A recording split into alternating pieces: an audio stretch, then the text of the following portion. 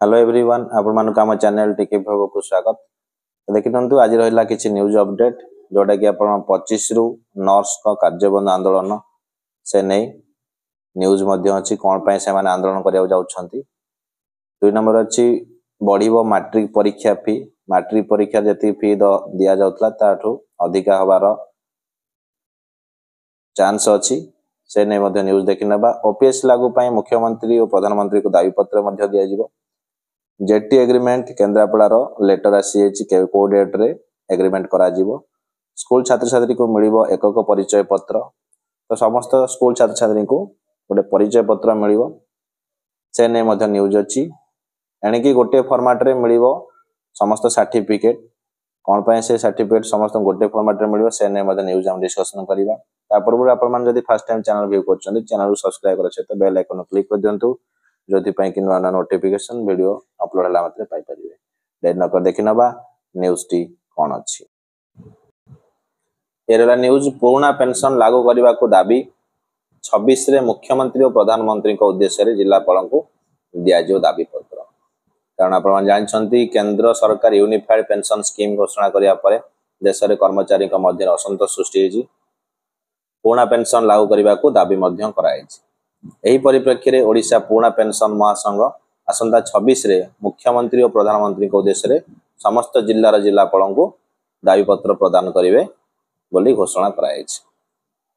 तो next news देखिनंतु एणिकी गोटे format रे सर्टिफिकेट देबा को निष्पत्ति। कारण राज्य रे +2 गण शिक्षा विभाग अधीन को चल जिबा परे उभय मैट्रिक और युक्त 2 सर्टिफिकेट गोटे फॉर्मेट रे दबा पय निष्पत्ति नि आइछि। तेबे मैट्रिक रे जो पूर्व पास कराउतला मार्कशीट सहित बोर्ड सर्टिफिकेट अलग दिया होतला। परवर्ती समय रे ये गोटे सर्टिफिकेट दिया गला। छात्र छात्री माने एबे ऑनलाइन रो मार्कशीट डाउनलोड करछिन परे सर्टिफिकेट पाउछंती।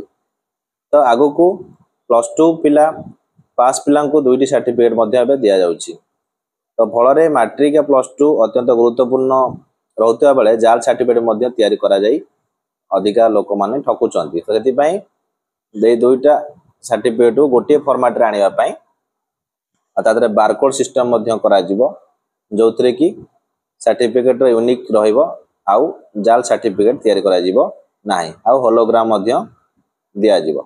तो अधिका खर्च हले मध्य चलिबो किंतु सिक्युरिटी फीचर आदरे रखा जिवो जेमति नकल जणे के करि परिबे नाही। तो नेक्स्ट हला स्कूल छात्र छात्री को एकक परिचय पत्र। समस्त छात्र छात्री को देखंतु स्कूल छात्र छात्री पय एकक आईडी कार्ड तयारी होबो बा परिचय पत्र तयारी होबो। समस्त सरकारी स्कूल छात्र छात्री को स्वतंत्र आइडेंटिफिकेशन नंबर मध्य मिलिबो।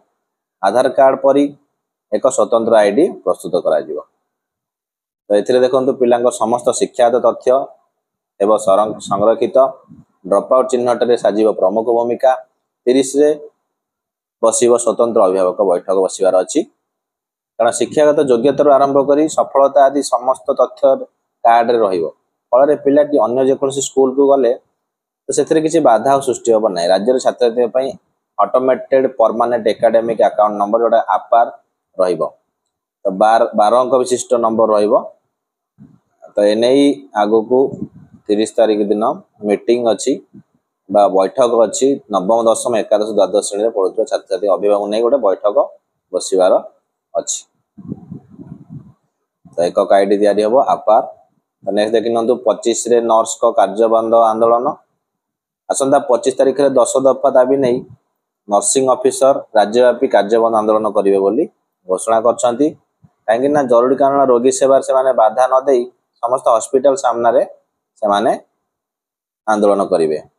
या परे दाबी पूर्ण न होले 27 रो अनिर्दिष्ट काल पर्यंत से माने आंदोलन को ओल्हेइबे बोली निष्पत्ति नैछंती। कारण वरिष्ठ नर्सिंग ऑफिसर 2013 पूर्व 6 वर्ष चुक्तिभित्तिक चाकरी सीमा को मूल चाकरी मिसाइबा, नर्सिंग ऑफिसर को वरिष्ठता भित्तिरे प्रमोशनल पोस्ट रखिबा, सीएचओ पोस्ट फेराई हॉस्पिटल रे नियोजित करिया मध्य दियाइछि।